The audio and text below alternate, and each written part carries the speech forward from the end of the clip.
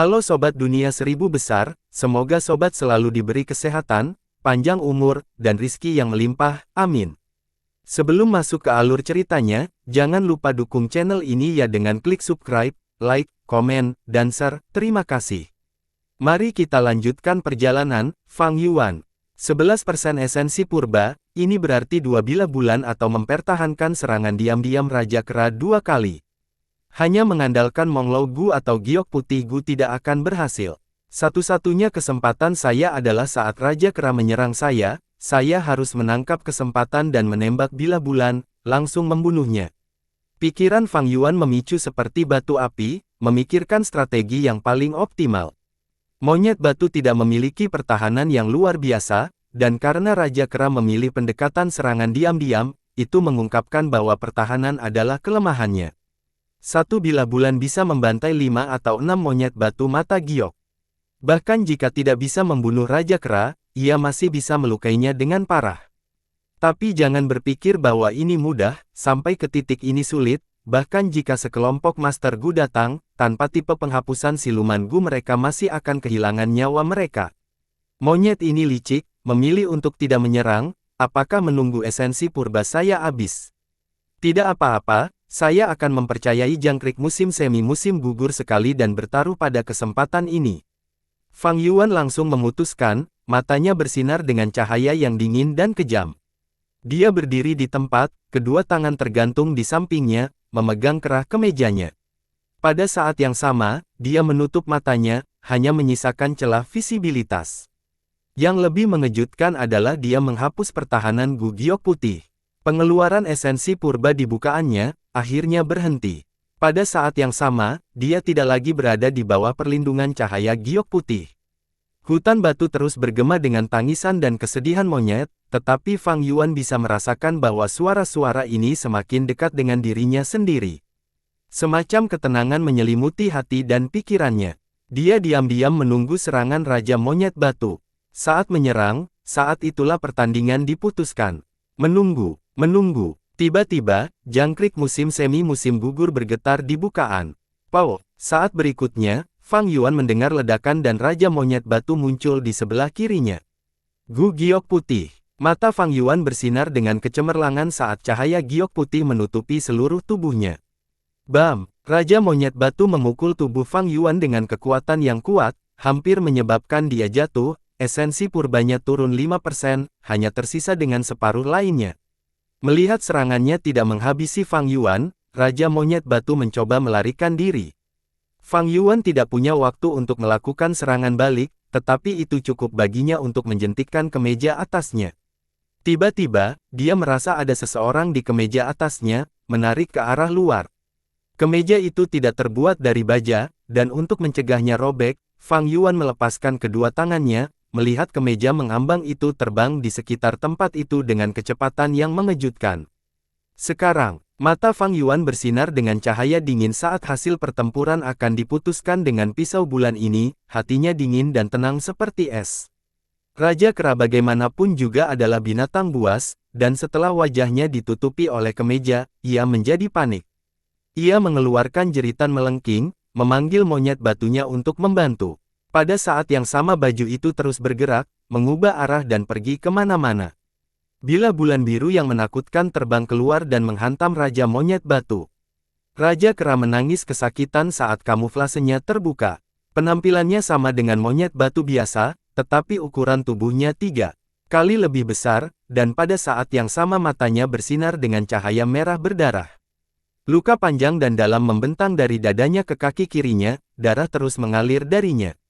Meski belum mati, ia sudah menderita luka parah, dan aura kematian meresap ke seluruh tubuhnya. Itu menutupi lukanya karena terkejut, menjadi tidak terlihat lagi. Kemeja atas Fang Yuan dipotong oleh pedang bulannya, jatuh ke tanah. Tetapi jejak darah mengekspos Raja Monyet, dan buru-buru mundur, tidak lagi memiliki ide untuk membunuh Fang Yuan.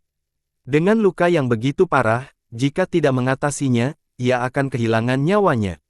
Pada saat ini, Fang Yuan juga mundur ke pintu batu.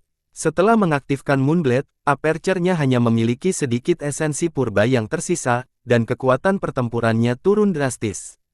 Meski terlihat seperti hasil imbang, Fang Yuan telah menang. Cedera Raja Kera tidak dapat segera pulih. Semakin banyak darah yang hilang, semakin lemah rasanya. Tapi Fang Yuan bisa menggunakan batu purba untuk memulihkan esensi purbanya dan memulihkan kekuatan pertempurannya. Bahkan tanpa tipe penghapusan sembunyi-sembunyi Gu, atau metode serangan area yang luas, dengan pengalaman bertarungnya yang kaya dan kemauan baja dalam menghadapi bahaya, Fang Yuan bisa mengalahkan yang kuat dalam keadaan yang lebih lemah. Monyet, rubah, bei, binatang buas ini memiliki kecerdasan yang luar biasa dibandingkan dengan binatang buas biasa, dan lebih licik. Karena itu, mereka tidak memiliki keberanian liar dan sering mundur saat terluka. Jika itu adalah babi hutan atau banteng, mereka akan menjadi hiruk-pikuk saat terluka. Raja Kera ini tampaknya hanya memiliki satu cacing Gu. Meskipun cacing Gu dapat memberikan siluman, ia tidak dapat menyembunyikan jejak darah, dan jika tebakan saya benar, itu harus menjadi Gu batu siluman peringkat 1. Fang Yuan merenung di dalam hatinya, dan mengandalkan ingatannya, Raja Kera tidak memiliki rahasia lagi di depannya. Hasilnya telah diputuskan. Fang Yuan kembali ke ruang batu, menutup pintu dan mengisi kembali esensi purbanya.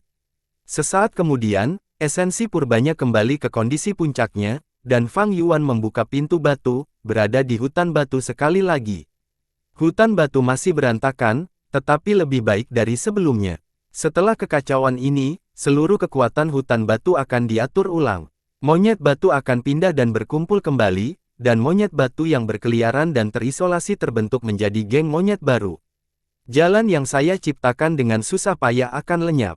Hati Fang Yuan tenggelam, dia perlu membunuh Raja Monyet Batu sebelum jalan ini benar-benar hilang. Jika tidak, membuka jalan ini akan menghabiskan banyak waktunya lagi, dan pada saat dia sampai di pusat lagi, Raja Kera akan benar-benar sembuh.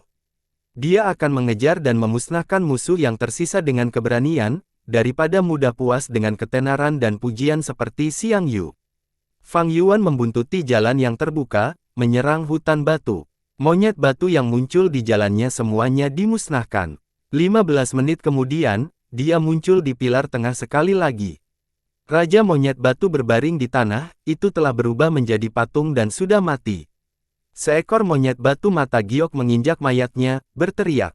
Mengganti gelar raja, dengan kematian mantan raja, raja baru menggantikannya.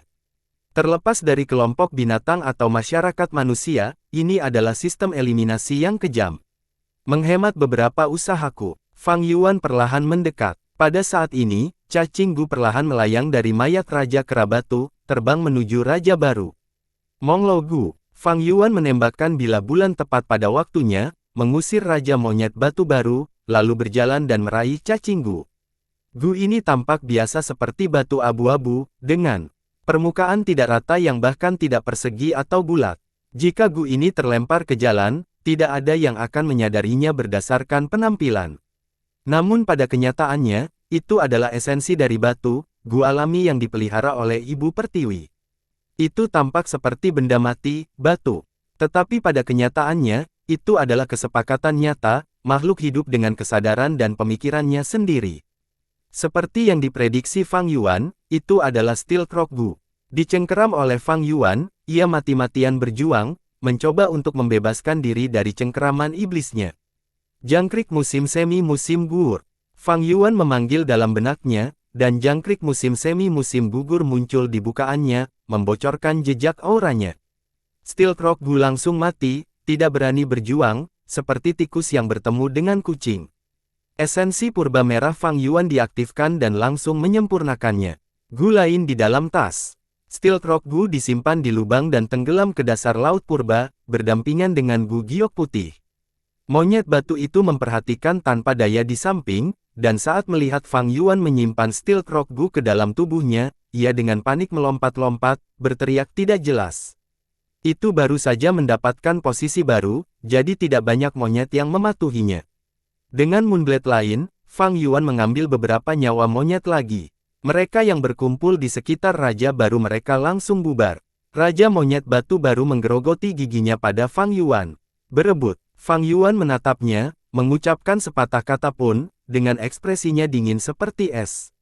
Raja Kera bergidik, merasakan niat membunuh yang intens dari Fang Yuan. Ia menatap Fang Yuan dengan tatapan kosong sebelum menelan dan berbalik untuk melarikan diri, menunjukkan kecerdasannya yang unggul dibandingkan dengan binatang buas. Fang Yuan mengusir monyet-monyet batu ini dan mengabaikan mereka, sampai ke dasar pilar batu sesegera mungkin. Saat dia mendekat, dia menemukan sebuah gua di bawah pilar batu. Gua itu tidak besar, dan beberapa tangga batu memanjang ke bawah ke dalam kegelapan. Fang Yuan tidak memiliki cacing gu investigasi, jadi dia tidak tahu apa yang ada di bawah sana. Dengan situasi yang tidak jelas, Fang Yuan tidak memasuki gua dan berjalan menuruni tangga. Dia telah menerobos masuk sebelumnya, dan kondisi tubuhnya tidak berada di puncaknya. Selanjutnya, kekacauan di hutan batu menghilang dan stabil. Dia telah menghabiskan banyak usaha dan waktu untuk membuka jalan, tetapi banyak monyet batu mulai tinggal di pilar-pilar di sepanjang jalan. Tergesa-gesa tidak membawa keberhasilan. Sekarang setelah saya menemukan petunjuk warisan, saya telah mencapai tujuan saya. Sudah waktunya untuk kembali. Fang Yuan mengendalikan keinginan untuk menyelidiki, dan kembali melalui rute yang sama. Dalam perjalanan, tekanan meningkat tetapi akhirnya, dia menahan tekanan saat dia dikejar oleh ratusan monyet, secara tragis bergegas keluar dari hutan batu. Musim panas berlalu dengan cepat, dan musim panas menggantikan musim semi. Tanpa disadari itu sudah musim panas lagi. Fang Yuan menghabiskan setiap detik waktunya untuk berkultivasi dengan rajin. Menggunakan relik gu baja merah, dia langsung menyusul kecepatan kultivasi Fang Zheng. Dia tidak memiliki gu khusus yang bisa menyembunyikan aura panggung tengahnya. Setelah membunuh Raja Monyet dan mendapatkan Steel Croc Gu, sehari kemudian, tingkat kultivasinya terungkap. Klan hanya tahu saat itu bahwa dialah yang memperoleh relik gu baja merah, itu sebenarnya Fang Yuan. Pada saat yang sama, dia sengaja mengungkapkan babi hutan hitam gu. Fang Yuan menjual aset dalam jumlah besar untuk mendapatkan gu babi hitam dan relik gu baja merah. Banyak orang tidak dapat memahami pikirannya, memanggilnya bodoh. Bodoh, maniak, dan picik, karena itu menjadi nama panggilan barunya. Dengan meningkatnya perhatian, Fang Yuan harus mengurangi berapa kali dia menjelajah ke warisan biksu anggur bunga. Dia terus memelihara bukaannya saat dia terus bergerak menuju tahap atas peringkat 2, sambil mengumpulkan bahan-bahan untuk menggabungkan cacing minuman keras serta Steel Croc Gu. Pada saat yang sama, dia menggunakan daun vitalitas untuk mendapatkan batu purba, mempertahankan kultivasinya. Juli, awal musim gugur. Di kaki gunung dekat desa, gu peringkat 5 yang liar tiba-tiba muncul, menyebabkan getaran besar di desa Gu Yue. Bei, serigala legendaris dalam mitologi Tiongkok. Xiang Yu, penakluk dinasti Qing. Suasana khusyuk dan serius memenuhi ruang konferensi. Sekelompok tetua diam-diam duduk di kursi mereka, wajah mereka acuh tak acuh, suram atau serius. Kepala klan Gu Yuebo sedang duduk di kursi utama, tatapannya juga dipenuhi dengan kekhawatiran yang tidak disembunyikan. 3 hari yang lalu, seekor kodok menelan sungai muncul di dekat desa di kaki gunung. Kodok ini mengalir bersama sungai Huanglong dan secara tidak sengaja sampai di sini. Saat ini, ia menghalangi saluran sungai dan tidur di sana. Jika kita mengabaikannya, desa akan terus-menerus dalam bahaya. Jadi saya ingin bertanya kepada para tetua apakah Anda memiliki ide bagus untuk mengusir katak ini. Para tetua saling memandang, untuk sesaat, tidak ada yang berbicara. Kodok menelan sungai adalah gu peringkat 5, ia memiliki kekuatan yang sangat besar dan bisa memuntahkan sungai. Jika ini tidak ditangani dengan benar dan diprovokasi, lebih dari setengah gunung King Mao dapat terendam air dan seluruh desa akan hancur. Setelah lama terdiam, Gu Yue Qilian berbicara, situasinya serius, dan kita perlu menyelesaikannya secepat mungkin. Jika berita ini bocor, kami tidak dapat mengatakan dengan pasti apakah mereka yang memiliki niat jahat mungkin tidak diam-diam pergi dan dengan sengaja memprovokasi kodok menelan sungai ini untuk menjebak klan Gu Yue kami. Penatua Qilian benar. Gu Yue Mo Chen mengangguk setuju. Meskipun dia dan Gu Yue Qilian adalah musuh politik, tetapi pada saat kritis bagi desa, dia melepaskan prasangka masa lalunya. Dia melanjutkan berbicara setelah beberapa saat, ada masalah lain yang lebih serius. Jika kodok menelan sungai membanjiri gunung King Mao, sarang serigala akan terendam dan untuk kelangsungan hidup mereka, gerombolan serigala akan bergerak ke atas gunung. Pada saat itu, gelombang serigala akan pecah sebelum waktunya. Dan kita harus bertarung dengan binatang buas yang tak terhitung jumlahnya untuk memperebutkan ruang di puncak. Kulit para tetua menjadi pucat ketika mereka mendengar ini. Gu Yuebo berbicara dengan nada berat, semuanya, jangan lupakan fondasi desa kita. Nenek moyang generasi pertama mendirikan desa di tempat ini karena mata air roh bawah tanah. Jika Gunung King mau terendam banjir, mata air roh ini mungkin juga akan dihancurkan. Apa yang harus kita lakukan? Bahkan jika kita menahan gelombang binatang buas dan bertahan hidup di puncak gunung.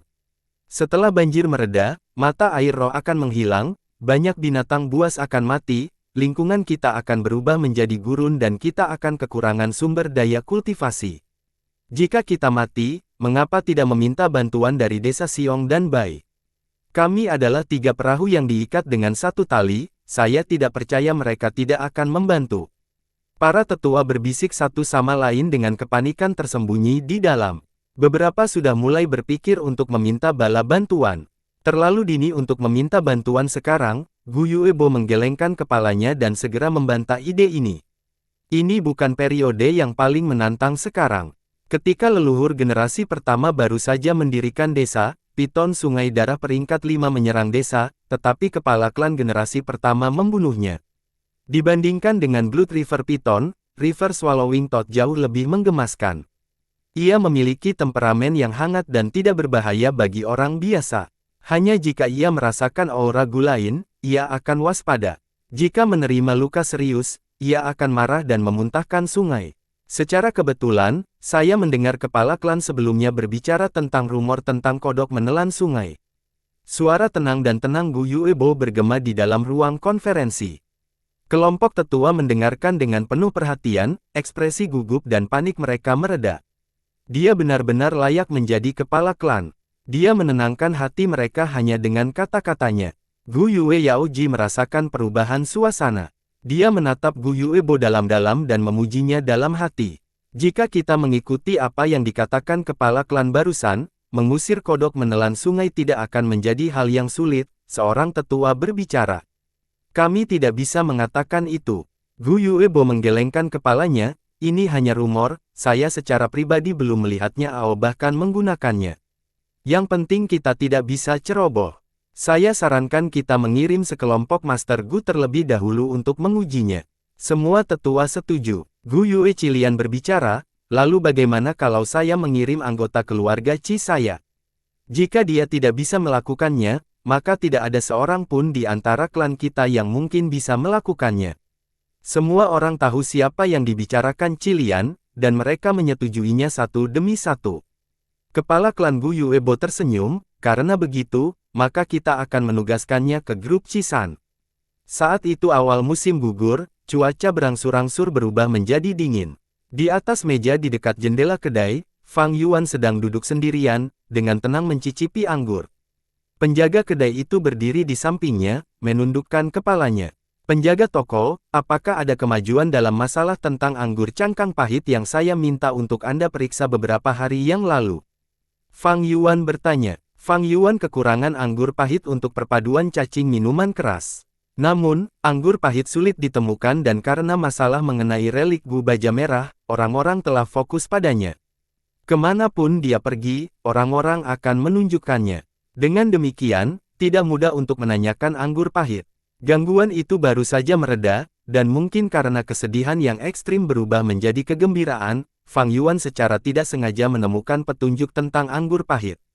Penjaga toko tua itu segera menjawab, Tuan muda, anggur kerang pahit yang Anda ingin saya periksa, seseorang telah meminumnya di desa Bai. Bahan baku anggur ini adalah sejenis keong yang ditemukan di kolam yang dalam. Keong jenis ini benar-benar hitam, dengan lingkaran garis putih pada cangkangnya menyerupai cincin pertumbuhan pohon. Kami menyebutnya cangkang pahit. Keong normal dapat membentuk mutiara. Cangkang pahit menelan pasir dan batu di dalam air, melautkannya dan membentuk air pahit sebagai gantinya. Seseorang membuka cangkangnya dan mendapatkan air pahit ini, menggunakannya untuk menyeduh anggur, membuat anggur cangkang pahit. Rasanya sangat unik, pahit dan harum. Fang Yuan sedikit mengangkat alisnya setelah mendengar ini, apakah itu berarti desa Bai memiliki anggur cangkang pahit ini? Penjaga toko buru-buru membungkuk, saya tidak berani menjaminnya, saya hanya mendengar orang membicarakannya sesekali. Namun, kenyataannya Desa Bai terkenal dengan cairan biji-bijian putihnya. Anggur ini bersama dengan anggur bambu hijau klan kami dan anggur empedu beruang Desa Siong disebut 3 anggur King Mao. Anggur bitter, Shell. Saya pikir bahkan jika Desa Bai memilikinya, tidak akan banyak. Bahkan jika ada sedikit, saya harus menemukannya, kata Fang Yuan dalam benaknya. Tapi masalah ini merepotkan, Desa Bai secara bertahap menunjukkan tanda-tanda muncul tahun-tahun ini, mulai mengguncang posisi Desa Gu Yue sebagai penguasa. Jika Fang Yuan ingin memasuki Desa Bai tanpa izin, Gu Master Desa Bai yang berpatroli mungkin membunuhnya bahkan sebelum dia melihat gerbang desa. Bahkan jika demikian, Fang Yuan masih ingin mencobanya. Lagi pula, mendapatkan anggur cangkang pahit ini lebih masuk akal daripada anggur hijau ai yang sangat jauh. Saat dia melepaskan diri dari kontemplasinya, Fang Yuan menemukan bahwa penjaga toko tua itu masih berdiri di sampingnya. Dia melambaikan tangannya, "Baiklah, kamu bisa pergi, tidak ada apa-apa untukmu di sini." Orang tua itu tidak pergi, wajahnya mengungkapkan keraguan, tidak berbicara apa yang akan dia katakan. Dia akhirnya mengumpulkan keberaniannya, "Tuan muda, bisakah Anda mengambil kembali kedai ini lagi? Semua pelayan dan saya ingin bekerja untuk Anda. Anda tidak tahu bahwa ketika Tuan Tanah Lama kembali, dia memotong sebagian besar upah kami. Dengan batu purba kecil setiap bulan, sangat sulit bagi kami untuk menghidupi keluarga kami." Fang Yuan menggelengkan kepalanya, wajahnya tanpa ekspresi apapun. "Aku sudah menjual kedai ini kepadanya. Saya tidak bisa mengambilnya kembali sesuai dengan kontrak. Selain itu, saya tidak ingin terlibat dalam bisnis kedai ini. Kamu bisa pergi sekarang." "Tapi, Tuan Tanah Muda." Orang tua itu masih tidak bergerak. Fang Yuan mengerutkan kening kesal, "Ingat, aku bukan lagi Tuan Tanahmu." Dia sebelumnya telah menaikkan gaji mereka, hanya untuk membangkitkan semangat mereka untuk pekerjaan mereka. Itu semua untuk dirinya sendiri. Namun, orang-orang ini salah mengira itu sebagai toleransinya dan ingin mendorong keberuntungan mereka. Saat ini, dengan menjual daun vitalitas, dia hanya bisa memenuhi kebutuhannya sendiri. Selain itu, dia merasa kesal karena anggur pahitnya. Jadi mengapa dia mengambil kembali kedai untuk orang-orang ini? Tapi Tuan Tanah Muda, kita benar-benar tidak bisa terus hidup seperti ini. Tolong tunjukkan belas kasihan dan kasihanilah kami. Penjaga toko berlutut di tanah dan memohon. Suara itu langsung menarik para tamu di sekitarnya. Fang Yuan tertawa dingin. Dia mengambil toples anggur dari meja dan menghancurkannya ke kepala penjaga toko. Kacak. Guci itu hancur, anggur memercik ke sekeliling dan darah mengalir dari kepala lelaki tua itu. "Apakah kamu pikir aku tidak akan berani membunuhmu? Kamu bodoh yang tidak bijaksana, tersesat." Cahaya dingin melintas dari mata Fang Yuan. Seluruh tubuh penjaga toko tua itu gemetar karena niat membunuh ini, dia terkejut dan buru-buru pergi. Tidak peduli dunia mana, akan selalu ada sekelompok orang lemah yang akan dengan berani dan tidak bijaksana meminta amal dari yang kuat. Seolah-olah menolong mereka adalah cara orang kuat dan tidak membantu mereka adalah salah. Yang lemah harus memiliki sopan santun yang lemah, mereka harus pasrah pada nasib mereka dan bertindak seperti budak atau berusaha keras sambil tetap rendah hati. Yang kuat membantu yang lemah hanya sebagai amal ketika mereka dalam suasana hati yang baik. Yang lemah menolak untuk bekerja keras, tanpa malu-malu mengemis dari yang kuat, dan bahkan menuntut hasil yang pasti, bertindak seperti lintah, mereka pantas ditolak. Orang-orang yang puas dengan menjadi lemah, yang tidak berusaha sendiri dan hanya berpikir untuk mengemis dari yang kuat, sama sekali tidak pantas mendapatkan simpati. Penjaga toko, cepat, balut lukanya. Para pelayan buru-buru mengepung lelaki tua yang wajahnya berlumuran darah. Penjaga toko tua itu hanya manusia, itu tidak akan menjadi masalah bahkan jika dia terbunuh di tempat. Akhir seperti itu menghilangkan minat para tamu di sekitarnya, mereka berbalik dan melanjutkan diskusi mereka. "Tahukah kamu, sesuatu yang besar terjadi baru-baru ini? Apakah kamu berbicara tentang kodok menelan sungai itu? Saat ini, siapa yang tidak tahu tentang ini? Ini adalah Gu peringkat 5, jika tidak ditangani dengan benar, desa mungkin jatuh ke dalam krisis. Dikatakan bahwa makanan kodok menelan sungai ini adalah air. Saat lapar, ia membuka mulutnya yang besar dan langsung menyedot sungai. Jika marah, ia bisa melepaskan air ke Gunung Qingmao, kekuatannya sangat mengerikan. Kita mungkin mati, lalu apa yang harus kita lakukan? Mendesah, kita hanya perlu melihat bagaimana petinggi klan akan menghadapinya. Lagi pula, kita tidak bisa melarikan diri, kemana kita bisa melarikan diri? Kebingungan dan kebingungan menyelimuti udara di kedai. Kodok menelan sungai. Fang Yuan tersenyum dalam hati ketika mendengar ini. Ketakutan menular, semakin banyak penyebaran. Sebenarnya, kodok menelan sungai sangat lembut dan tidak mengerikan. Watak alaminya adalah tidur dan orang-orang akan sering melihatnya mengalir bersama sungai. Kodok akan berbaring di permukaan air dengan perut putihnya menghadap ke atas, dan tidur nyenyak. Ketika bangun, ia akan menelan air sungai hingga kenyang dan kembali tidur. Mereka tidak tertarik untuk bertarung dan membunuh. Jika mereka bertemu musuh, reaksi pertama mereka adalah melarikan diri. Hanya jika mereka jatuh ke dalam kebuntuan dan tidak bisa melarikan diri, mereka akan melakukan serangan balik yang sengit. Mereka sangat kuat dan bisa melepaskan sungai deras dari mulut mereka, menelan tanah secara instan dan mengubahnya menjadi rawa. Cook menelan sungai ini mungkin tertidur, lalu hanyut di sepanjang sungai Huanglong dan secara tidak sengaja memasuki anak sungai, mencapai kaki Gunung Qingmao. Fang Yuan menebak kebenarannya. Dikatakan bahwa setiap perut kodok menelan sungai membawa sungai. Fang Yuan tidak menggunakan kodok menelan sungai di kehidupan sebelumnya, tetapi dia memiliki kesan yang kuat tentang Gu ini, karena satu orang. Orang normal, pelayan keluarga. Sekitar 200 tahun kemudian di kehidupan sebelumnya, Master Gu yang sangat istimewa akan muncul, Jiang Fan. Keberadaannya mengejutkan banyak Master Gu, dan kisahnya akan disebarkan oleh manusia. Begitu dia muncul, dia menjadi legenda. Seluruh kesuksesannya dikaitkan dengan kodok menelan sungai. Jiang Fan hanyalah seorang pelayan keluarga, sendirian mengurus perikanan untuk tuannya. Suatu hari, seekor kodok menelan sungai tiba di pantai dengan perut menghadap ke atas, terbaring di air, tertidur sepanjang waktu. Jiang Fan awalnya ketakutan dan terkejut, tetapi perlahan, dia merasa katak ini sudah mati, mengapa tidak bergerak sama sekali. Mayat kodok menghalangi aliran air sungai, dan ini menyebabkan banyak masalah bagi Jiang Fan yang mengurus perikanan.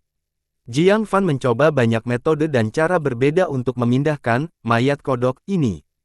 Tapi dia hanya manusia biasa, bagaimana dia bisa memindahkan sesuatu yang berat seperti kodok menelan sungai?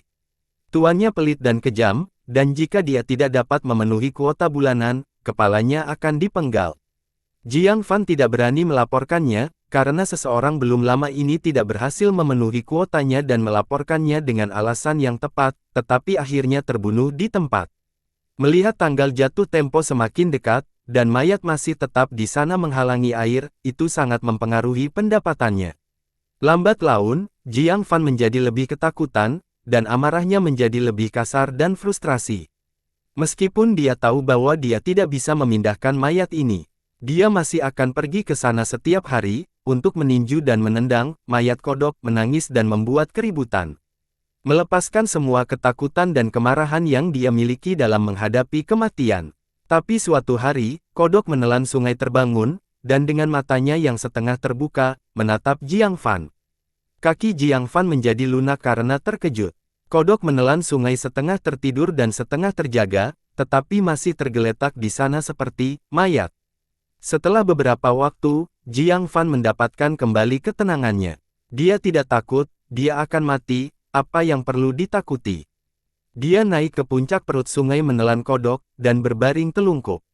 Menatap langit, kodok, oh kodok, kamu sama denganku, dengan hanya satu nafas terakhir yang tersisa dalam dirimu, kamu akan mati juga ya. Dia tidak tahu tentang karakteristik kodok menelan sungai. Melihat keadaannya yang setengah mati, dia berpikir bahwa itu akan mati. Setelah berkata demikian, wajah Jiang Fan dibanjiri air mata. Kodok menelan sungai menyipitkan matanya, mendengarkan kata-kata Jiang Fan sambil menatap langit. Selama beberapa hari berikutnya, dia terus berbaring di perut putih dan lembut kodok menelan sungai, menangis sambil berbicara, mengeluh tentang rasa sakit dan perasaan yang tertekan dari manusia. Akhirnya, tenggat waktu tiba. Penanggung jawab turun dari desa ke perikanan untuk mengambil ikan. Di mana Jiang Fan bisa menemukan ikan untuk memenuhi kuota. Dibiarkan tanpa pilihan, dia hanya bisa memberikan alasan bahwa dia perlu melakukan pengepakan, dan berlari ke sungai kodok menelan untuk mengucapkan selamat tinggal.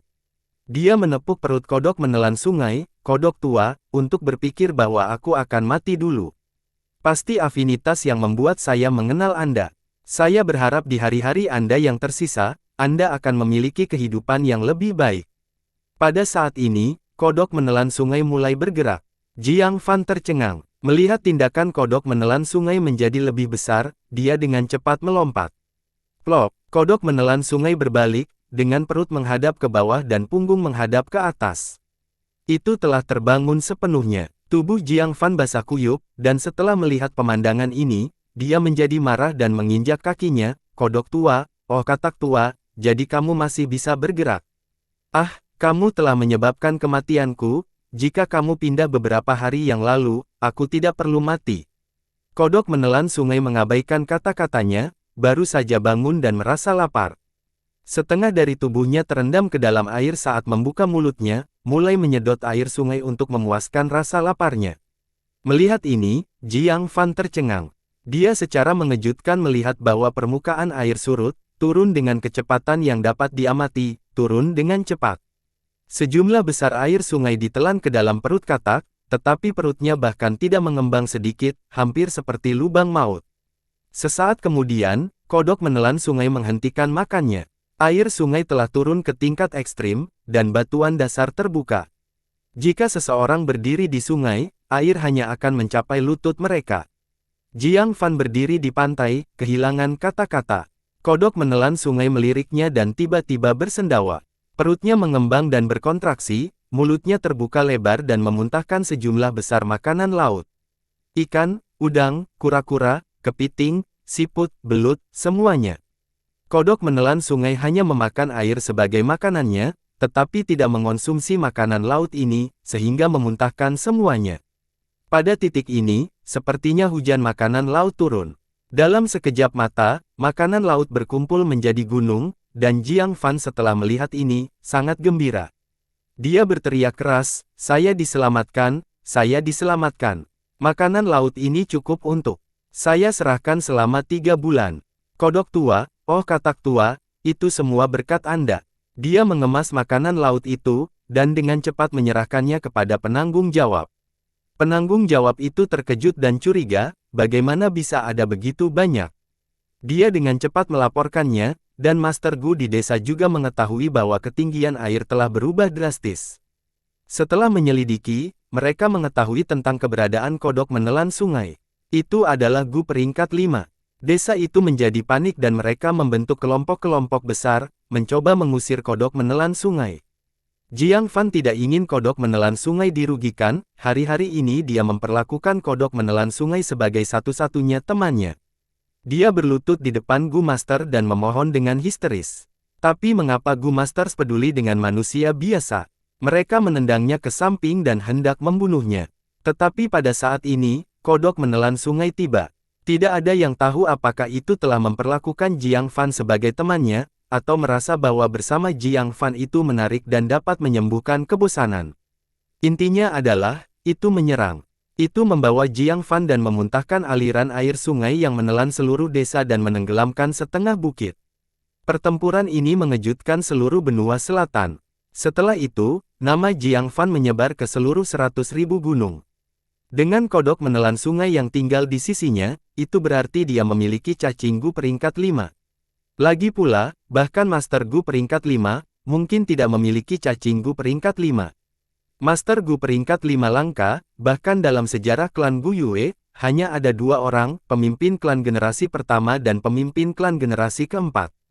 Tapi dia Jiang Fan tidak memiliki bukaan yang terbangun, namun sebagai manusia biasa dia memiliki kodok menelan sungai.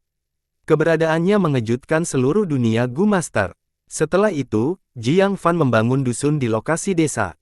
Dia disayangi oleh orang-orang dan bersimpati dengan manusia, bercita-cita untuk mencapai kesetaraan di antara semua orang. Itu adalah desa tanpa penindasan. Dia menjadi bendera, dan manusia di desa-desa sekitarnya datang kepadanya dan ingin bergantung padanya. Tapi akhirnya, dia masih dibunuh. Hanya dengan kodok menelan sungai, itu tidak bisa membuatnya benar-benar kuat. Bagaimanapun juga, dia bukan Master Gu, dan setelah kematiannya, kodok menelan sungai pergi. Gu Masters menghancurkan dusunnya ke halaman, dan membantai manusia yang berani menentang mereka. Dengan dirinya yang fana, Jiang Fan menantang seluruh sistem masyarakat, dan itu memunculkan kemarahan Gu Master. Saya ingin tahu apakah Jiang Fan masih akan muncul kali ini setelah pengaruh saya. Setelah ingatannya, Fang Yuan tertawa. Tapi Cisan tidak bisa tertawa. Wajahnya muram saat dia kembali. Penduduk desa di kaki gunung sedang menunggu Gu Master untuk menangani masalah ini. Tapi Gu Yue Cisan yang hebat tiba dan masih belum bisa menyelesaikan masalah tersebut. Hal ini menyebabkan penduduk desa panik, dan kepanikan menyebar dan mencapai titik puncak. Mereka menyeret keluarga mereka, membawa tas besar dan kecil, dan bergegas ke desa. Mereka secara alami tidak berani melangkah masuk, sehingga semakin banyak penduduk desa berlutut di luar pintu desa, memohon kepada Gu Master untuk berbelas kasihan dan membiarkan mereka masuk. Di aula, apa? Rakyat jelata rendah ini berani mengepung gerbang utama. Mengerikan, mereka semakin berani, bunuh mereka semua. Tetua klan aula hukuman berteriak. Wajah Gu Yue Yaoji dari aula pengobatan juga muram, meskipun rakyat jelata rendah ini pantas dibunuh, membunuh beberapa sudah cukup untuk mengancam sisanya dan mengusir kelompok, tetapi itu akan seperti lelucon untuk diamati oleh desa-desa lain. Gu Yue Cilian berkata, yang penting sekarang bukanlah ini. Jika bahkan Cisan tidak bisa membangunkan kodok menelan sungai ini, siapa lagi di klan kita yang bisa? Sepertinya kita harus mendapatkan bala bantuan. Klan Xiong menghususkan diri dalam kekuatan. Dia menghela nafas dan melanjutkan, demi keselamatan klan, kita harus membuat mereka melakukannya. Bahkan jika kita harus membayar harganya, itu sepadan. Kata-kata ini mendapat persetujuan dari tetua klan lainnya, dan bahkan pemimpin klan Gu Yuebo tergerak. Pemimpin klan dan tetua klan lainnya, junior ini memiliki sesuatu untuk dilaporkan. Gu Yue Cisan telah berdiri di aula, mendengarkan para tetua klan, tetapi tiba-tiba dia membungkuk dan berbicara. Gu Yuebo mengangguk, dia memiliki sikap menghargai Gu Yue Cisan. Cisan, jika kamu punya ide, sebaiknya kamu mengatakannya. Cisan malah bertanya, para tetua, untuk mendorong kodok menelan sungai ini bangun, apakah itu benar-benar membutuhkan kekuatan satu orang? Gu Yuebo berkata, menurut kata-kata pemimpin klan sebelumnya, kodok menelan sungai memiliki temperamen yang lembut dan suka tidur. Bahkan jika dibangunkan oleh seseorang yang mendorongnya, itu tidak akan marah. Jadi, kami bertanya siapa yang memiliki kekuatan terbesar di desa untuk membangunkannya. Tapi itu berakhir dengan kegagalan. Cisan berkata, lalu bisakah pemimpin klan memberiku brute force Longhorn Beetle Gu? Dengan kekuatan satu banteng dan kekuatan bawaanku, aku akan bisa mendorong kodok menelan sungai ini bangun. Kamu pasti tidak bisa menggunakan kekuatan cacing Gu. Saat Cisan selesai berbicara, seorang tetua klan menolak permintaannya, aura cacing Gu akan mengundang kewaspadaan kodok menelan sungai. Jika ini menyebabkannya merasa terancam dan mengamuk, siapa yang akan menghadapi konsekuensinya? Itu benar, Gu Yuebo mengangguk, dengan menggunakan cacing Gu, bahkan jika kita membangunkan katak, kita tidak bisa mendapatkan persetujuannya. Itu harus satu orang, menggunakan kekuatannya sendiri untuk membangunkannya dan mendapatkan persetujuannya. Gu adalah roh langit dan bumi, tetapi ia berperilaku lebih seperti binatang buas. Binatang buas memiliki wilayahnya, dan binatang buas yang berkeliaran ketika bertemu dengan raja suatu wilayah, akan bertarung. Yang menang mengambil wilayah dan yang kalah berkeliaran. Pembentukan gelombang binatang buas juga didasarkan pada naluri binatang buas ini. Kelompok binatang yang kuat akan menyerang dan menaklukkan tanah tetangga. Kelompok yang lebih lemah akan diasingkan dan ini membentuk gelombang binatang. Untuk mengusir kodok menelan sungai, mereka harus mematuhi kebiasaannya.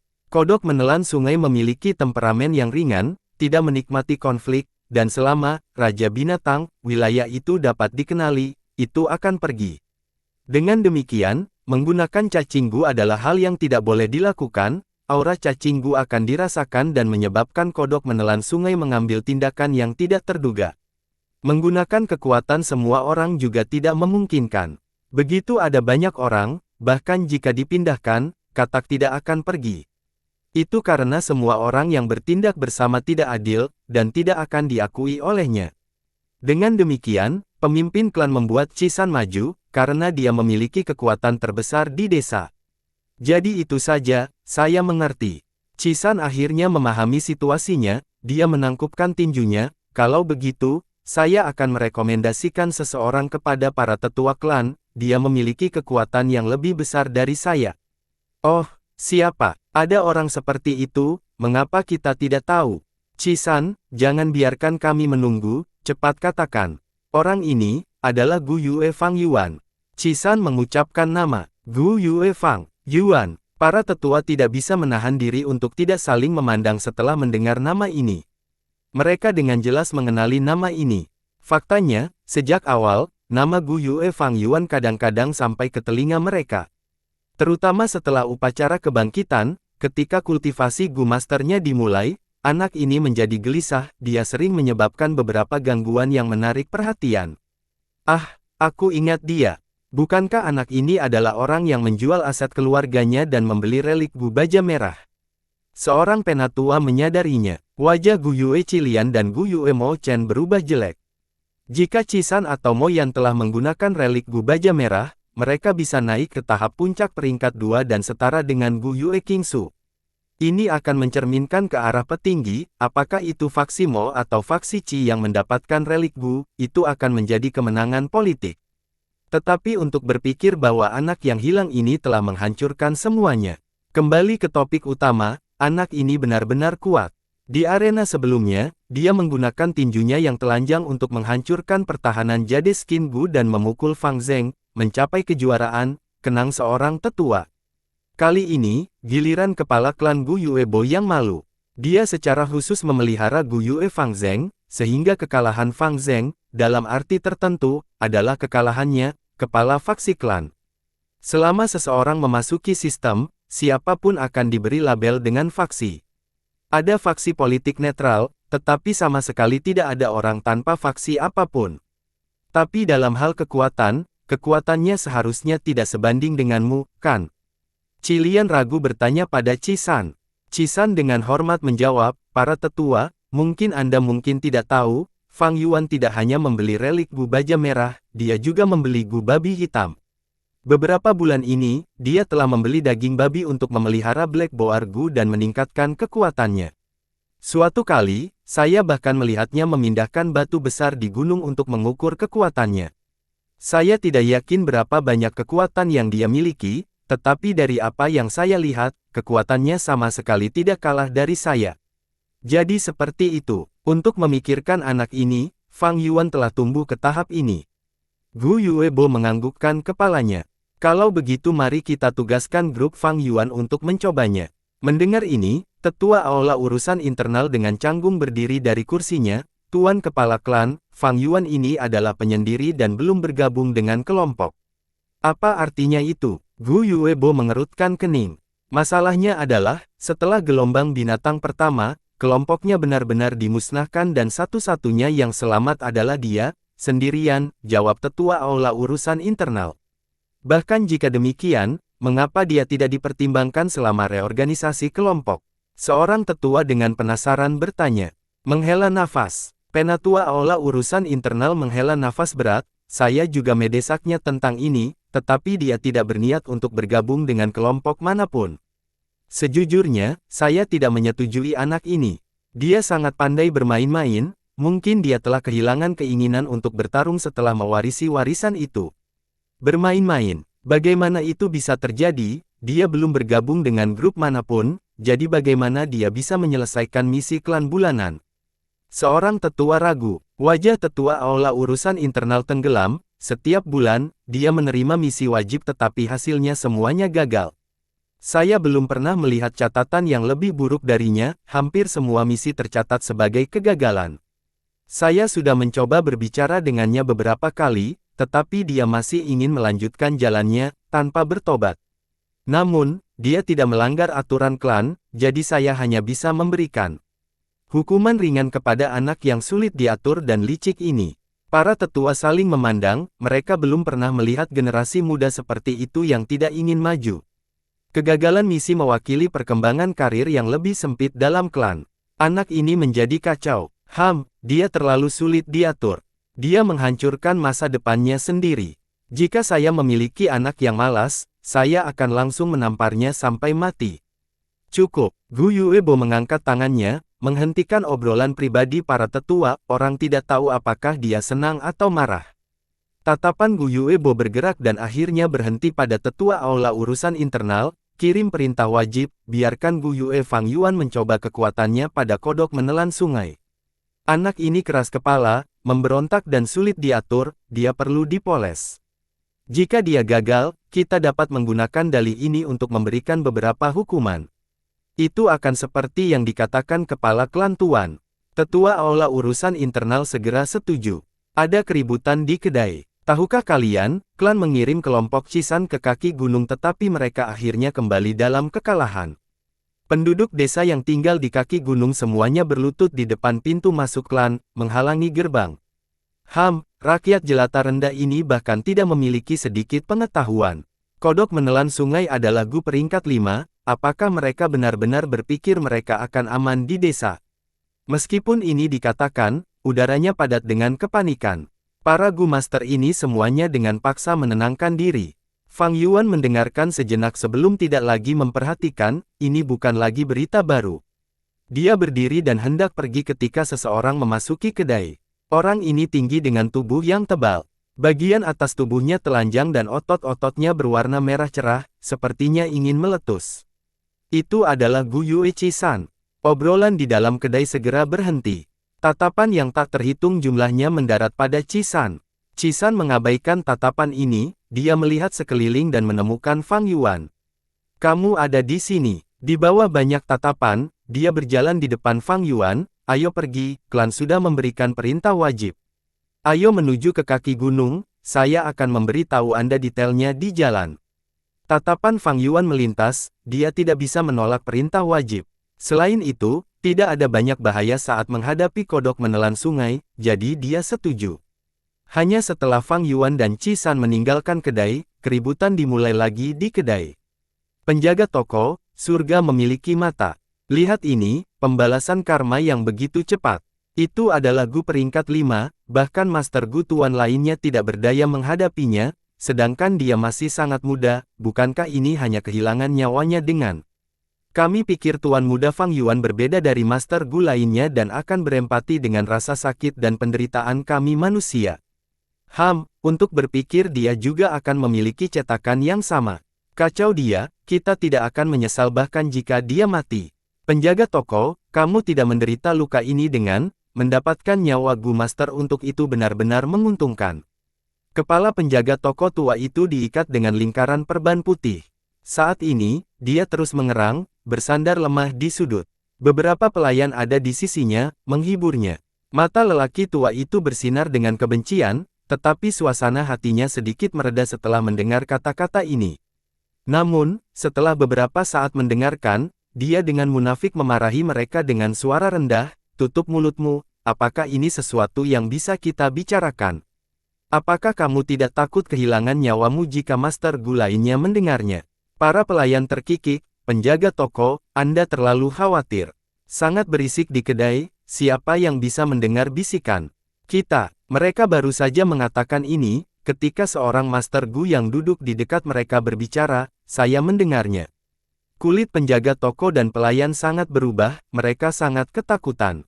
Tuhan, penjaga toko tua itu mengabaikan perasaan pusing di kepalanya dan buru-buru berjalan menuju Gu Master untuk meminta maaf. Guru Gu ini mengangkat tangannya dan menghentikannya. Kalian semua berbicara dengan sangat baik, aku suka apa yang kamu katakan. Fang Yuan, ini, bahkan jika dia mati, itu tidak boleh disesali. Bicaralah lebih banyak, saya akan memberi Anda hadiah besar jika saya menyukai apa yang Anda katakan. Guru Gu mengeluarkan batu purba dan membantingnya ke atas meja dengan keras. Jika Fang Yuan ada di sini, dia akan mengenali orang ini. Orang ini adalah Gu Master penyembuh dari gelombang binatang kecil sebelumnya. Fang Yuan telah menggunakan gadis yang dicari Master Gu ini sebagai perisai untuk menutupi tubuhnya. Dengan demikian, Gu Master ini memiliki kebencian yang mendalam terhadap Fang Yuan dan itu tidak dapat didamaikan. Para pelayan saling memandang. Salah satu dari mereka dengan lebih banyak nyali mulai menatap batu purba di atas meja dengan mata terbelalak. Tiga teman guru Gu mengerutkan kening, tetapi tidak menghentikannya. Mereka hanya bisa mendengarkan para pelayan memarahi Fang Yuan seolah-olah mereka sedang berkompetisi. Saat itu awal musim gugur dan pemandangannya bagus. Di hutan, beberapa daun berwarna gelap dan ada yang terang. Daun hijau mulai berubah menjadi kuning dan daun kuning samar-samar menunjukkan warna merah. Di sawah, ladang tanaman padi kuning oranye melambai bersama angin musim gugur. Di beberapa ladang sayuran yang subur, daun sayurannya berlemak, empuk dan menyenangkan. Fang Yuan bergegas jauh-jauh dari tengah gunung, mengikuti kelompok Cisan turun ke kaki gunung di mana dia melihat kodok menelan sungai peringkat 5. Itu besar dan menyerupai bukit kecil. Itu berbaring menghadap perut ke atas di dasar sungai dan menghalangi saluran sungai. Hulu sungai sudah dipenuhi dengan begitu banyak air sehingga hampir tumpah ke tepi sungai. Dan hampir tidak ada aliran sungai ke hilir, hanya dasar sungai yang dangkal dan lembab yang dapat dilihat. Perut kodok menelan sungai sangat putih salju dan ditutupi dengan lapisan kilau. Punggungnya berwarna biru langit jernih dan juga memiliki kilau mengkilap, tanpa seperti yang ditemukan pada katak dan kodok biasa. Tertidur lelap saat ini, tapi tidak ada suara mendengkur, itu tidur dengan sangat tenang. Merasakan auranya, dua cacing minuman keras di lubang Fang Yuan meringkuk menjadi bola. Penampilan lincah babi hutan hitam Gu sepertinya telah musnah saat terbang ke bawah. Monglou Gu yang tinggal di telapak tangan kanannya menyembunyikan cahayanya. Hanya jangkrik musim semi musim gugur yang masih tidur nyenyak. Fang Yuan menarik Monglou Gu ke dalam lubangnya. Selama dia tidak mengambil inisiatif untuk menggunakan Gu ini, aura mereka tidak akan bocor. Memasukkannya ke dalam lubang sangat aman dan dapat diandalkan. Fang Yuan, giliranmu selanjutnya, Cisan berbicara dari samping. Dia sudah menjelaskan sebagian besar detail di jalan. Fang Yuan juga menyetujui metode ini. Tentu saja, cara paling sederhana adalah dengan menggunakan jangkrik musim semi musim gugur. Begitu aura cacing Gu peringkat 6 bocor, kodok menelan sungai ini akan ketakutan dan segera melarikan diri. Ini juga karena kodok menelan sungai tidak suka berkelahi. Jika itu adalah Gu yang ganas seperti Blood River Python, aura Spring Autumn Cicada malah akan menyebabkannya mengamuk dan membalas dengan gila-gilaan. Fang Yuan berdiri di tepi sungai, mencoba mendorong pada awalnya. Kulit kodok menelan sungai licin, membuat orang merasa bahwa kekuatannya telah dibatalkan. Selain itu sangat berat, orang bahkan tidak bisa menggerakkannya. Bisakah kamu melakukannya? Ci Cheng mencibir dari samping. Fang Yuan mengabaikannya dan berkata kepada Cisan, meskipun saya memiliki kekuatan yang meningkat dari Black Boar Gu, kekuatan saya mungkin hanya sedikit lebih banyak dari Anda. Adapun mendorong kodok menelan sungai ini, itu bukan putus asa, tapi aku butuh bantuanmu. Bantuan apa? Cisan segera bertanya. Fang Yuan perlahan menjelaskannya. Cisan ragu, jika kita melakukan ini, bukankah itu akan bekerja sama? Bahkan jika kodok menelan sungai bangun, apakah ia masih akan mengenalimu dan kemudian rela pergi? Fang Yuan tersenyum, kamu tidak perlu khawatir tentang itu. Selama kalian menjaga jarak dan tidak membiarkannya mendeteksi Anda, itu akan mungkin. Bagaimanapun, itu adalah Gu, jangan menganggapnya terlalu cerdas. Pada puncak musim gugur, udaranya menyegarkan, dan angin sepoi-sepoi mengalir cukup di bawah sinar matahari yang indah. Kubah biru surga bersih dan jernih seperti kristal. Angin bertiup lembut, menggerakkan penampilan Fang Yuan. Melihat dari jauh, desa-desa terdekat memiliki sedikit orang. Di dekatnya, kodok menelan sungai yang seperti bukit sedang tertidur, menghalangi dasar sungai. Fang Yuan yang berdiri di tepi sungai tampak seperti monyet kecil di samping gajah besar dibandingkan dengan Gu peringkat 5 ini. Hati Fang Yuan tenang seperti air, tanpa sedikit pun kegugupan. Berpikir secara internal, saya menggunakan babi hutan putih Gu dan babi hutan hitam Gu untuk meningkatkan tubuh saya dan meningkatkan kekuatan saya, memiliki kekuatan dua babi hutan. Bersama dengan kekuatan saya sendiri, saya memiliki kekuatan sekitar 5 atau 6 orang dewasa. Tetapi untuk mendorong kodok menelan sungai ini, saya harus memiliki sekitar 2 kekuatan banteng. Hanya dengan kekuatanku saat ini, itu tidak akan berhasil. Tapi, jika saya meminjam kekuatan pasang surut. Ada di sini. Swiss shift. Fang Yuan membalikkan tubuhnya dan melihat ombak menghantam dan mendekat, menyebabkan gerakan besar di air sungai yang damai. Pasang surut semakin besar dan terus-menerus menabrak sungai kodok menelan, menyebabkan ombak terbang tinggi ke langit. Fang Yuan hanya berdiri sebentar sebelum dia basah kuyup. Dia tidak keberatan, dan mulai mendorong kodok menelan sungai dengan penuh semangat. Kodok menelan sungai masih tertidur. Awalnya adalah cacing gu yang hidup di sungai dan laut, dan untuk itu, kekuatan ombak adalah normal dan tidak bisa membangunkannya. Dengan kekuatan gelombang tak berujung, Fang Yuan mencoba untuk beberapa waktu dan akhirnya berhasil mendorong kodok menelan sungai menjauh dari lokasi semula. Dasar sungai semakin lebar saat sungai mengalir ke hilir. Seiring dengan aliran air, itu membuat dorongan Fang Yuan lebih mudah. Setelah sekitar 300 meter, kodok menelan sungai membuka matanya yang mengantuk. Sepasang mata hijau tua, dalam keadaan mengantuk, berangsur-angsur berkontraksi dan menatap Fang Yuan yang ada di sampingnya. Fang Yuan tidak takut saat dia mencocokkan tatapannya. Dari matanya yang gelap menakutkan, Fang Yuan bisa melihat bayangannya sendiri. Jiangang, kodok menelan sungai mengangkat kepalanya, tiba-tiba membuka mulutnya dan mengeluarkan suara kokoh aneh. Teriakan itu menyebar dan bergema di seluruh gunung Qingmao. Sekaligus, Fang Yuan bisa merasakan telinganya tuli karena suara dering. Kodok menelan sungai menundukkan kepalanya, mulutnya mengisap air sungai yang mendekat. Swiss. Air sungai mengalir dengan kecepatan 10 kali lipat dari kecepatan semula karena semuanya tersedot ke dalam perutnya, dan ketinggian air dapat terlihat menurun dengan kecepatan yang dapat diamati. Fang Yuan berdiri di samping sungai kodok menelan, dengan jelas melihat sejumlah besar makanan laut juga dikirim ke perut kodok menelan sungai bersama dengan air sungai. Merasakan perubahan air sungai, kelompok Cisan juga bergegas, dan saat ketiganya mengamati kodok menelan sungai yang sedang menelan air, mereka tercengang. Pemandangan yang spektakuler, Ci Cheng mengamati, tidak bisa menyembunyikan keterkejutannya. Kamu berhasil, Cisan memandang Fang Yuan. Sepertinya begitu, Fang Yuan mengangguk ringan. Ketinggian air menurun sampai air berhenti mengalir, dan kodok menelan sungai mengangkat kepalanya sekali lagi, perutnya mengembang dan berkontraksi, memuntahkan banyak ikan, udang, kura-kura, del. Seketika, sejumlah besar makanan laut jatuh ke tanah, mengeluarkan suara yang tajam. Seekor ikan memercik ke tanah, seekor kura-kura jatuh telentang dengan bingung, kepiting berjalan menjauh secara horizontal, dan kemudian mereka dihancurkan oleh makanan laut yang jatuh. Fang Yuan tidak keberatan dan hanya melihat dengan santai, tetapi tiba-tiba dia mencium aroma anggur.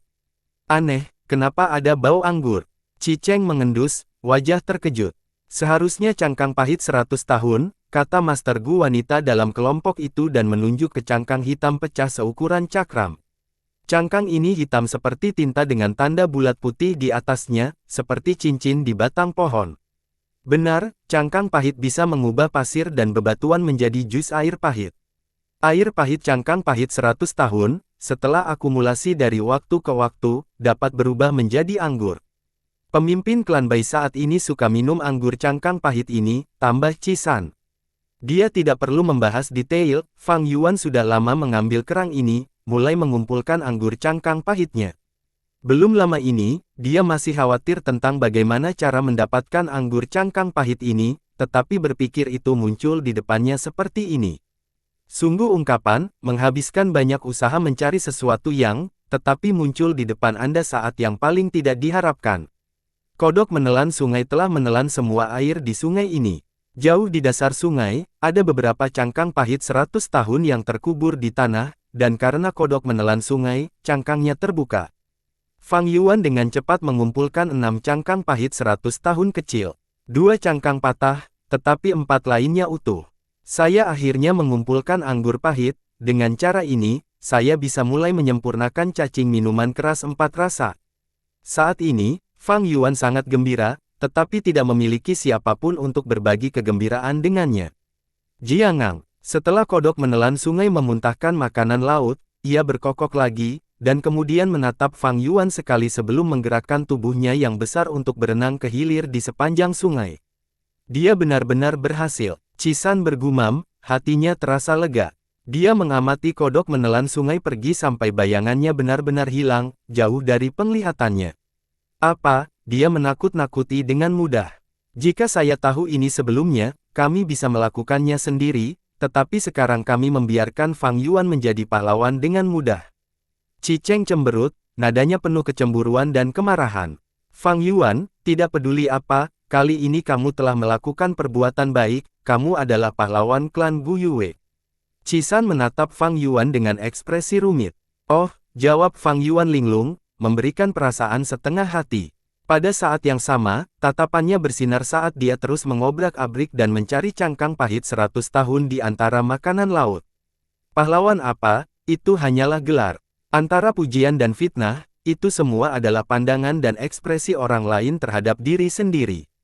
Apa pendapat orang lain tentang dia, Fang Yuan?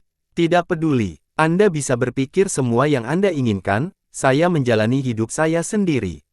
Pahlawan, nol, hehe, saya lebih suka memiliki cangkang pahit. Berita tentang pengusiran kodok menelan sungai langsung sampai ke desa. Gu Yuebo berkata, bagus, 3 kali terus-menerus, dan kesungguhan di aula tersapu sekaligus. Hanya wajah tetua urusan dalam negeri yang rumit, dia tidak berpikir baik tentang Fang Yuan. Belum lama ini, dia bahkan mengkritik Fang Yuan, tetapi sekarang desa itu dalam bahaya, Fang Yuan lah yang menyelesaikan masalah tersebut. Dengan kedua masalah ini bersatu, bukankah itu tamparan di wajahnya? Gu Yue Fang Yuan memiliki pujian untuk mengusir kodok menelan sungai, kami akan membuat pengecualian untuk mempromosikannya menjadi pemimpin tim dan memberinya 500 batu purba. Gu Yuebo berpikir, sebelum memberikan perintah yang dipenuhi dengan makna khusus.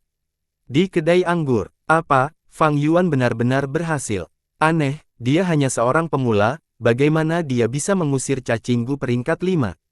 Bahkan Cisan gagal total, tapi dia melakukannya. Berita itu menyebar, dan semua orang dipenuhi dengan keterkejutan. Fang Yuan menjadi penyelamat klan kita. Ini, Master Gu laki-laki yang memiliki permusuhan dengan Fang Yuan hilang untuk beraksi setelah mendengar berita ini. Pemimpin kelompoknya tiba-tiba berteriak, menunjuk ke arah petugas di kedai, kalian manusia biasa, kalian berani memfitnah pahlawan klan kami, kalian pantas dieksekusi. Bahkan sebelum menyelesaikan kata-katanya, dia menembakkan Moonblade. Penjaga toko tua itu tidak menyangka bahwa situasi yang mengancam jiwa seperti itu akan terjadi, dan setelah terkena bilah bulan di lehernya, dia dipenggal.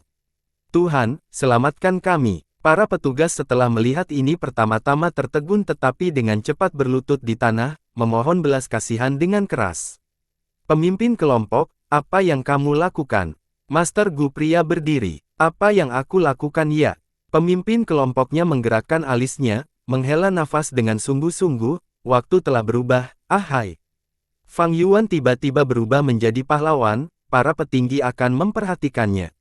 Jika kata-kata fitnah kita terhadapnya menyebar, menurut Anda apa yang akan terjadi? Ada banyak Master Gu tipe deteksi di sekitar, dan jika seseorang ingin menyakiti kita dan mengatakan beberapa hal buruk kepada para tetua klan, masa depan kita akan hancur. Master Gu laki-laki berkeringat dingin karena ketakutan. Memang seperti ini, hubungan klan memerintah di atas segalanya.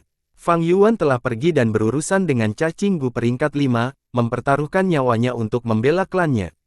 Pada saat yang sama dia difitnah dan dihina oleh mereka. Pola pikir apa ini? Ini adalah rasa tidak berterima kasih, dingin, tanpa emosi dan mengabaikan hubungan.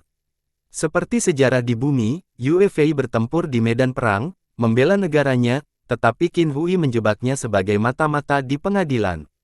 Meskipun Master Gu ini tidak separah pembingkaian, tetapi jika masalah ini tersebar, apakah para petinggi akan merasa aman dengan orang-orang di sekitar ini?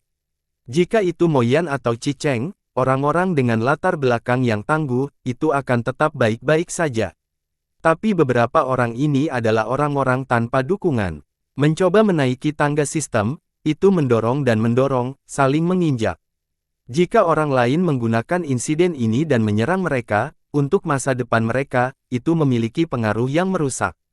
Masih belum terlambat untuk menyelamatkan situasi, kami hanya perlu mengungkapkan sikap kami, dan orang luar tidak akan banyak bicara. Manusia ini memiliki kehidupan yang murah, biarlah jika mereka mati. Tetapi mereka bisa menjadi pengorbanan bagi kita, dan ini adalah kehormatan mereka. Kalian harus segera menyerang, masing-masing dari kalian harus membunuh satu masing-masing. Setelah membunuh, Anda harus memuji Fang Yuan dan mengungkapkan pendirian kami. Teriak pemimpin kelompok itu. Petik 2 tanda seru petik 2. Master Gu laki-laki mengutuk, antara kebencian dan masa depannya, dia tanpa ragu-ragu memilih yang terakhir. Dengan pisau bulan, seorang petugas meninggal di tempat. Tuhan, tolong ampuni kami. Sekaligus, semua petugas lainnya lumpuh di tanah, ketakutan sampai mereka kencing di celana mereka. Guru Gu laki-laki tidak peduli dengan mereka, dan di bawah tatapan pengawasan semua orang, dia menunjuk ke arah petugas yang menyedihkan ini dengan benar, berteriak, kamu pantas mendapatkan kematian. Gu Yue Fang Yuan adalah seorang pahlawan, dan dengan kekuatannya sendiri, dia membela klan, apa yang memberimu keberanian untuk memfitnahnya? Master Gu laki-laki mengatakan ini sambil mengerutkan kening. Ini adalah emosinya yang sebenarnya. Fang Yuan adalah seseorang yang sangat dia benci, tetapi dia harus memujinya di depan umum, dia merasakan rasa jijik dan kesal yang kuat pada dirinya sendiri. Tuhan, bukankah engkau bertanya kepada kami? Seorang petugas merasakan perasaan tidak adil dalam-dalam, berteriak keras. Tapi dia tidak bisa menyelesaikan kalimatnya sebelum dia berhenti. Sebuah bilah bulan terbang, membelahnya menjadi dua. Sekelompok budak rendahan, tidak hanya memfitnah Fang Yuan, tetapi juga ingin melibatkan kita. Seorang Gu Master wanita menyerang, ekspresinya dingin saat dia berteriak keras. Master Gu lainnya melihat ini, merasa seperti sedang menonton sinetron. Beberapa menyeringai, beberapa acuh tak acuh dan beberapa terus mengobrol, tetapi tidak ada yang menghentikan mereka. Jadi bagaimana jika beberapa manusia mati? Hanya memberi kompensasi kepada beberapa pelayan keluarga akan dilakukan. Semua orang adalah bagian dari klan, mereka adalah keluarga. Tidak ada yang akan ikut campur atau mengejar masalah untuk orang luar ini, menyebabkan konflik bagi diri mereka sendiri. Bersambung.